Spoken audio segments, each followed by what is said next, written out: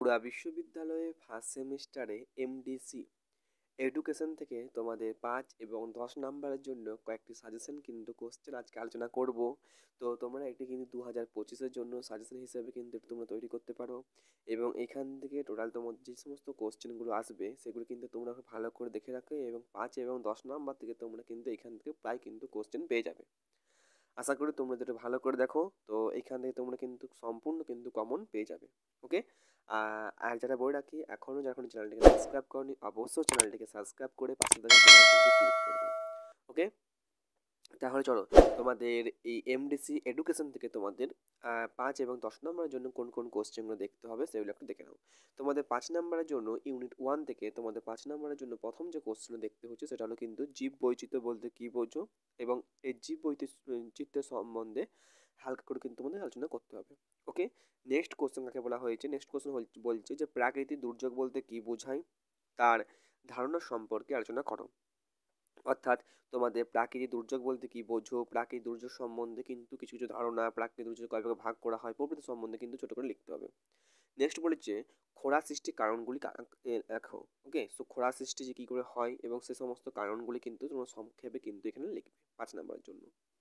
আর দেখবে দুর্যোগ কাকে বলে, প্রত্যেক প্রকার দুর্যোগের সম্পর্কে কিন্তু আলোচনা করো। অর্থাৎ দুর্যোগ লিখবে এবং দুর্যোগের মধ্যে তোমরা বেশ কয়েকটি দুর্যোগ কিন্তু তোমরা সংক্ষেপে হালকা হালকা করে কিন্তু কয়েকটি দুর্যোগের নাম লিখবে এবং সে সংক্ষেপে সেই কোশ্চেনগুলো কিন্তু তোমরা আলোচনা করবে। ওকে, নেক্সট তোমাদের 10 নম্বর থেকে যে কোশ্চেন দেখতে হচ্ছে সেটি হলো কিন্তু মানব সৃষ্টির দুর্যোগ বলতে তুমি কি বোঝো, প্রত্যেক কারণগুলি আলোচনা করো।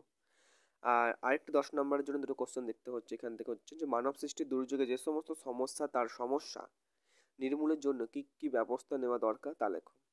আর ভূমিকম্পের কারণগুলি লেখো, খরার কারণগুলি আলোচনা করো এবং বন্যা প্রতিরোধের উপায়গুলি লেখো। বাস, তোমাদের 10 নম্বরের জন্য টোটাল কিন্তু 5টি কোশ্চেন কিন্তু এখানে দেখতে হচ্ছে।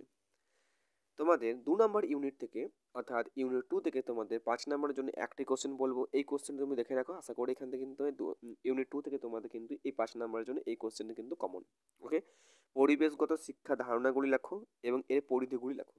ওকে, 10 নম্বরের জন্য তুমি যেটা দেখবে সেটা হলো পরিবেশগত শিক্ষার ঐতিহাসিক পটভূমি আলোচনা করো। আর দেখে রাখতে পারো পরিবেশগত শিক্ষা কাকে বলে ও ও এর উপাদানগুলি লেখো।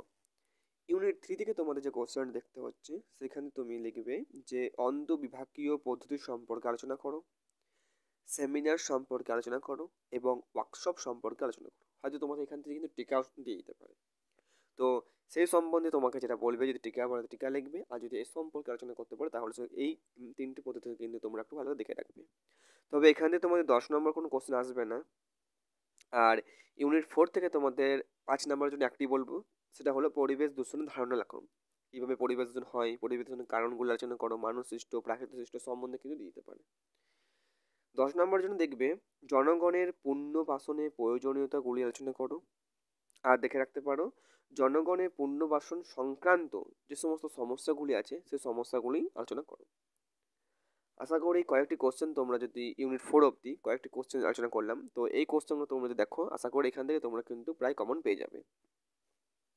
তাহলে আজকে এইটুকুই। বাঁকুড়া বিশ্ববিদ্যালয়ে ফার্স্ট সেমিস্টার এমডিসি এডুকেশন থেকে তোমাদের কিন্তু এই 5 এবং 10 নম্বরের জন্য এই কয়েকটি কোশ্চেন দিলাম। এই কয়েকটি কোশ্চেন তোমরা যারা ভালো করে দেখো তাহলে প্রায় কিন্তু এখান থেকে কমন পেয়ে যাবে।